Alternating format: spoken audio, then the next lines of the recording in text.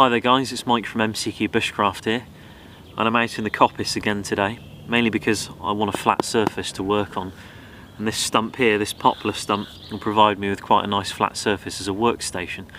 Because in today's video we're going to be making something, and what we're going to be making is a leather collar for a bushcraft axe, a little bit like this one here. This is my axe here, and it's a Hultafors Classic Hunter, and you can see that I've put a leather collar just around the shoulder of the axe there, and it's quite a short one because all it needs to do is protect this portion which is near the actual blade of the axe, near the head. So if you do strike something in a particularly odd way, or you might not be at the top of your game, so you'll be protecting that shoulder there with that leather collar. But I've got another axe in front of me here, and this is a Grands Falls Brooks small forest axe, and this one isn't mine, it's a good friend that owns this. And he's asked me to put a leather collar on for him. Not a particularly big one, just one that comes down to about there, just enough to protect this shoulder. And this axe has seen some action. My friend's a professional woodsman, and he works out here almost every day, has a whole range of axes that he owns, and this is one of his axes that he carries around with him, amongst many others. And it's taken a real beating. And I think we'll put a leather collar on it and clean it up a bit. But it's going to need a few bits of equipment first before we can actually do that. So I've got a number of items in front of me that are going to help us build this leather collar, and I'll just run through them now. So I've got a mug of water here, and that's there to help us soak the leather, so when we've cut out the piece we're looking for, it's going to help us wet form it and actually mould it around the shoulder of the axe, and it'll also help it conform to this curve that we have on the head of the axe, which you can see I've done to mine, and when it's wet you can actually tuck it in even if you haven't got it particularly accurate, and it'll shape very nicely, and when it dries it'll set in place and shrink and be pretty stiff, and it won't move at all. So that's what the water is going to help us with. I've got my maintenance kit because there's always something in there that I need. I've shown this in many videos, and there's a whole variety of items in there designed to maintain all the gear I bring out with me. And there's beeswax and fats and needles and thread, various things in there, and something may come in handy, so I've just got that at hand with me. I've got a hole punch. You can use an awl on a penknife, or even a vintage awl if you may have one in a toolbox, even a nail to punch the holes, but I've just got this dedicated punch that I had at home, and it's going to obviously be pretty useful for punching holes in pieces of leather to thread the cord through. And the cord itself is a 2mm wide by 1mm deep leather shoelace that I got from a cobbler's. It's always a very nice quality leather.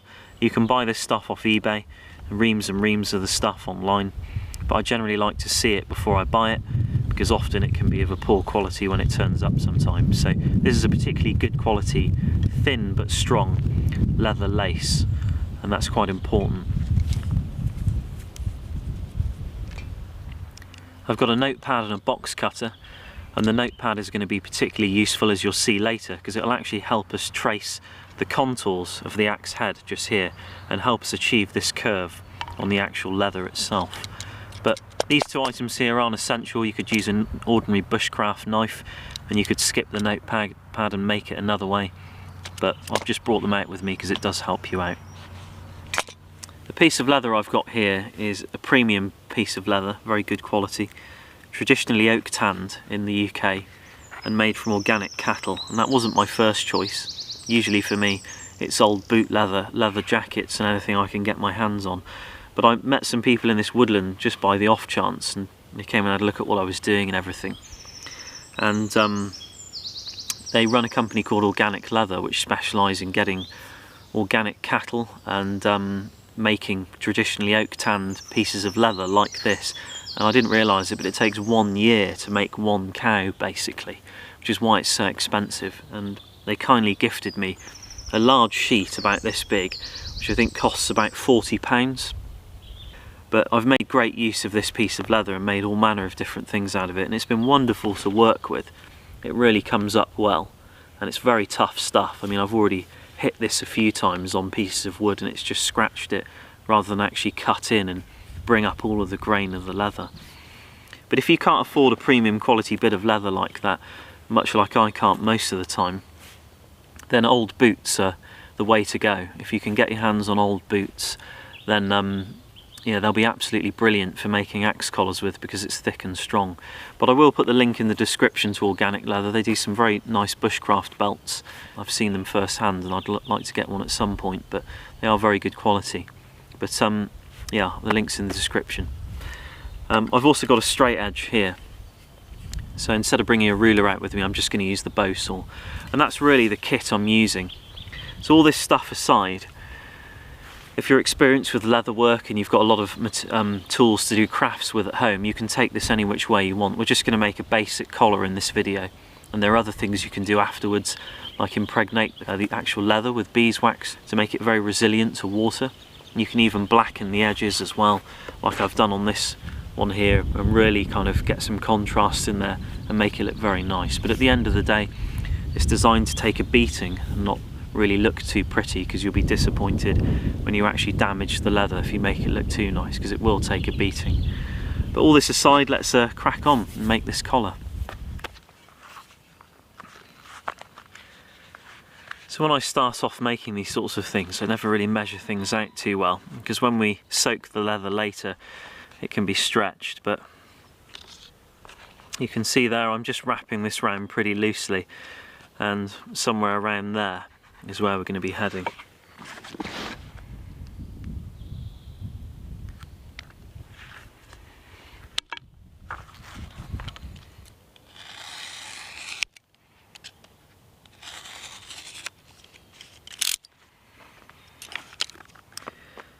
In terms of the depth, I'm probably going to go somewhere around there. So it doesn't need to be too deep. I usually go about 2.5 inches.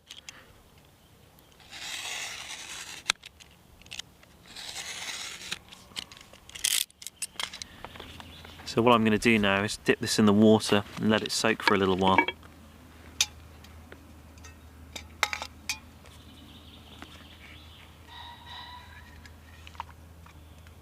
I'll just leave that in there for a few minutes.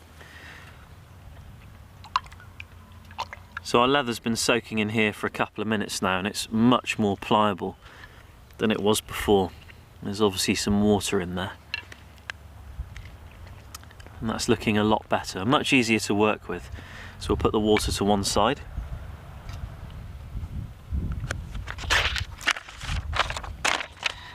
Just got a sheet of paper from our notepad, and I'm actually going to wrap it around the axe like that and just mark off the actual curves of the head, just like that. And because the heads are hand forged, there will be a difference, but this just gives us a rough idea of where those two curves are. And the paper is thinner than the leather, but that's not a problem because we've soaked the leather. It will allow us to form it. So if there's a slight deviation in the actual curve itself between the leather and this head, then we can actually wet form it and move it into shape. So it's just to give us a rough outline. But what I'm going to do now is actually cut out, roughly put this in the centre.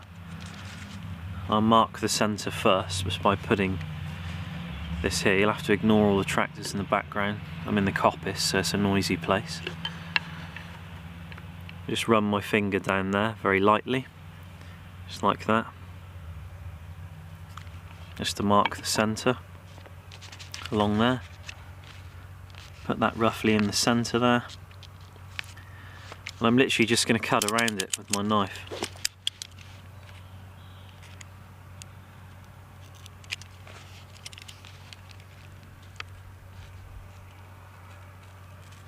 So I'm doing it really lightly at first, because this Stanley knife isn't particularly good. But what it will do is it will just mark the leather for me, enough for me to then remove the paper away and actually cut it properly, and I can use my Jacklaw Bushcraft knife to do some really nice cutting later on and carve away pieces of the leather. So that's marked it enough. Now we can actually cut the leather away. And don't worry if there is a slight difference, as I say. that can all be sorted out later. Just getting that basic shape sorted at the moment.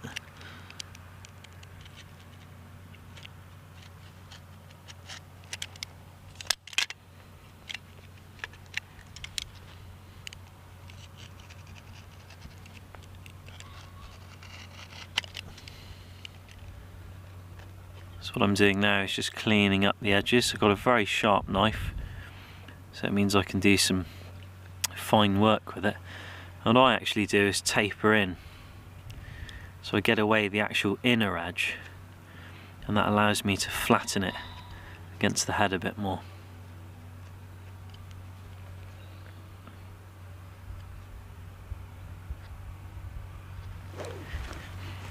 So when we wrap this round, you can see that there's still parts here that aren't quite right. We've got the depth here okay, and the other side, and we've got some sort of leather just hanging over there again. It's not particularly good. But the rough shape's there, and that's all I really care about at this point.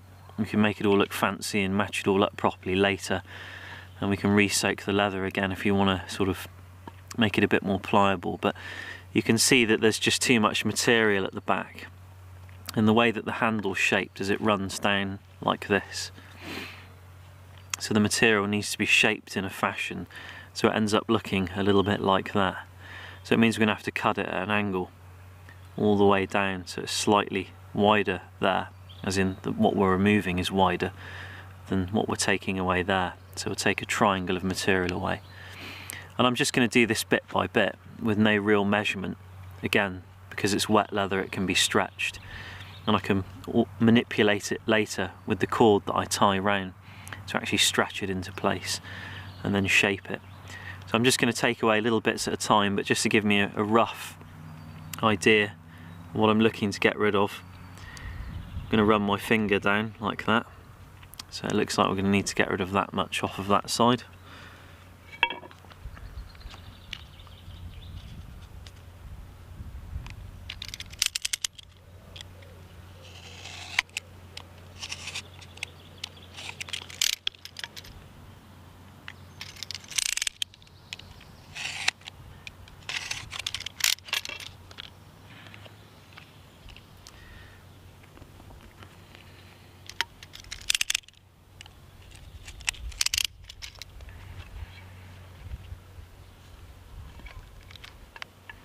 And that's about right. So you can see that there's quite a gap there as it runs round, and that can be stretched now and pulled very tight, and then when the leather actually dries it will be even tighter. So I think we'll work with that from the time being. That's looking okay. So we're going to want to punch some holes now and start stitching it in place. If we look at the thickness of the cord we've got here, the leather cord, 2mm wide, 1mm deep. So we're going to go with a small hole, and that way we can actually force the cord through, and the hole, as the leather dries, will tighten around the actual piece of cord. So it's a bit better than punching a great big hole, which will just look pretty ugly and stretch open, and it won't really look particularly good or seal very well, and you'll get lots of dirt in there.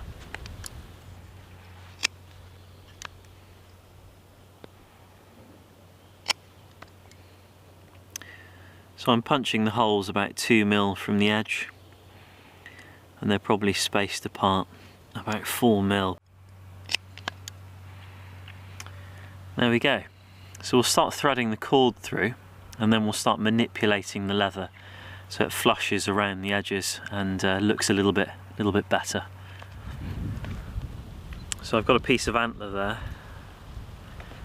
and I'm just using it to slightly stretch the hole. Not because I want the hole to be too much bigger, but just because what that will do is will stretch it temporarily, so the cord is able to go through, and then it will form around the cord and be a bit tighter.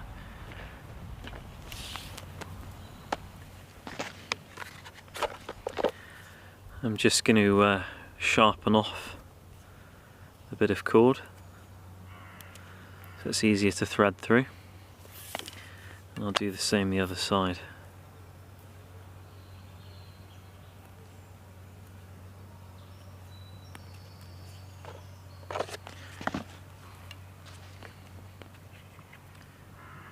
And we're going to do a cross stitch.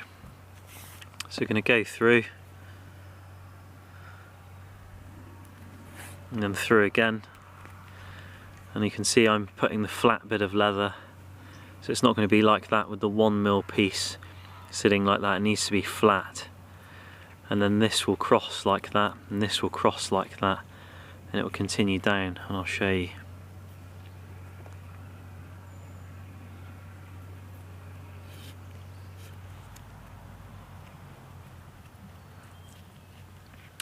So you can see there we've got 2 crosses, and then the spare holes at the bottom, so 5 holes in total with two holes per cross, obviously on one side that is, so 4 holes, and then 2 at the bottom, and those will cross over and tie together, and that'll finish it off. And we won't fuse these together permanently, you'll leave it so that you can tighten it in the future if things need adjusting over time.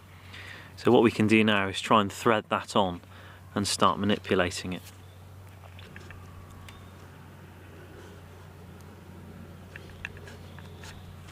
Because this piece of cord's twisted here, I'm just working out how I can untwist it. There we go, so just rotate the cord, because you want to keep it as flat as possible.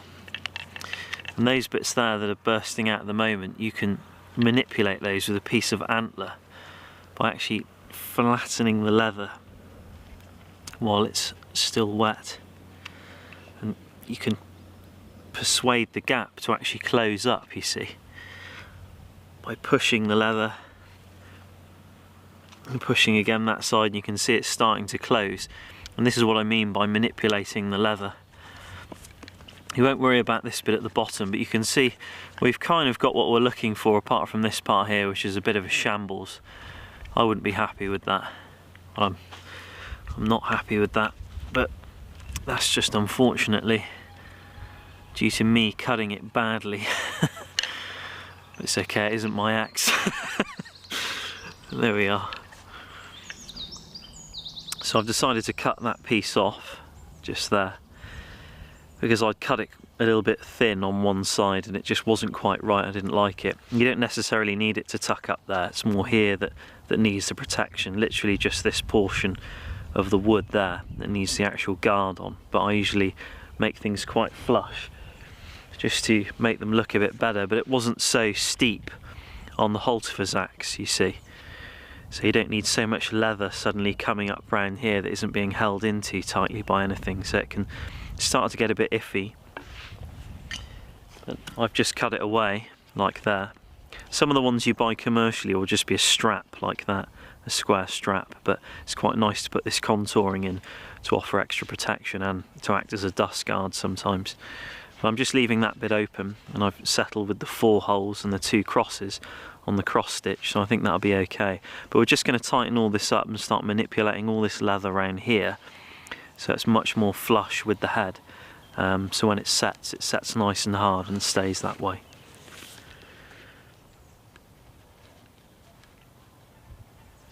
You can round any sharp edges as well, just by rubbing the leather with the antler or your finger, and you can even blacken it at a later state, which we may have a go at later.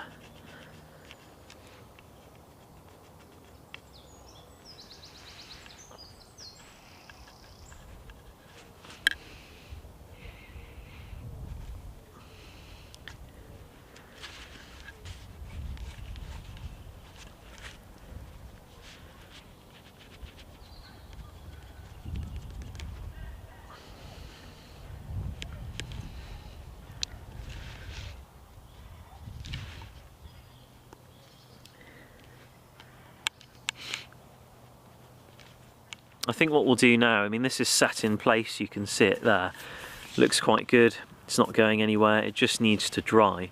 But we're just going to blacken the edges of the leather a little bit in all those little gaps, and I usually just use black ink for that, although there are special products you can buy to do it.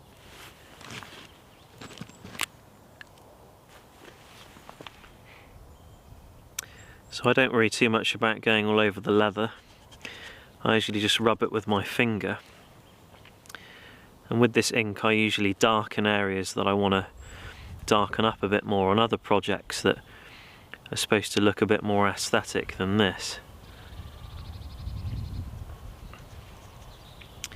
But it just allows you to darken the edges of the leather a bit and stop it looking so sort of rugged, really, in a respect, or unfinished.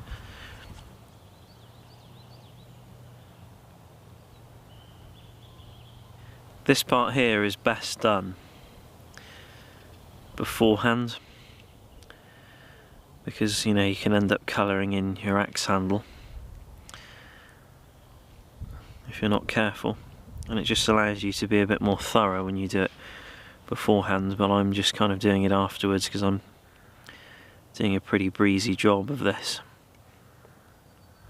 So there are a number of ways of finishing off this cord here, and all I generally do is cut it just like that, and then sometimes I put just a dab of glue on the leather and seal it there, that can be broken away and then tightened and unstitched at any time. And you can always keep some of this cord and re-stitch it if you have to repair it and take it off, but that'll hold there, and when this dries and tightens up, this won't loosen up and it'll be absolutely fine. It's looking quite nice. So it's been a short space of time, we've made quite an effective leather collar for our Gramforce Brooks small forest axe here, and I think I'll do a little bit more to this. I'll sharpen it, put some oil on the handle and seal around the head with beeswax, which is what I've done with this here, just to protect it from moisture. But there is something I need to mention before you put on the collar. What you want to do first of all is rub beeswax or some kind of wax or oil just in the wood underneath the collar, and what that will do is it will do two things. If you use beeswax, it'll add quite a lot of friction under the leather and it'll stop the leather slipping. Even years down the line, it'll act as a vice and keep it there, especially as the leather dries and tightens around the beeswax, and it'll also stop moisture. You can seal wax into the actual leather itself, which is a technique that you might need to do at home, but again, another method you can use for stopping the elements getting in. But to be honest with you, I've run with a setup similar to this for years, never had any problems with moisture or moisture gathering in the handle and rotting the actual wood, so no problems there. But I use this same technique that I've made this collar today with all the leather work that I've got here in front of me. Obviously I didn't make the sheath and some of the items here, but you can see the stitching on the ferro rod and the cover on the actual hook knife there, and also the hobo fishing kit and this pot of wax. So similar techniques can be used across the board, and you can darken the edges with ink. So a lot can be done even when you don't have the right equipment. There are specific bits of gear out there for leather work. I don't really own anything particularly special, but I just get by on scrap and whatever I can find, and you can make an awful lot with that and get creative with it. So I hope this video's helped out. Just a very basic video on making a collar for an axe like this, a Bushcraft axe, and this should protect it just fine. So thanks for watching, guys, and if you're interested in any of the gear that I use in this video, please do have a look at the Amazon links in the descriptions below and the other links that I've put in there, and there are also relevant social media links too. So thanks again, and I'll see you again in another video. Take care.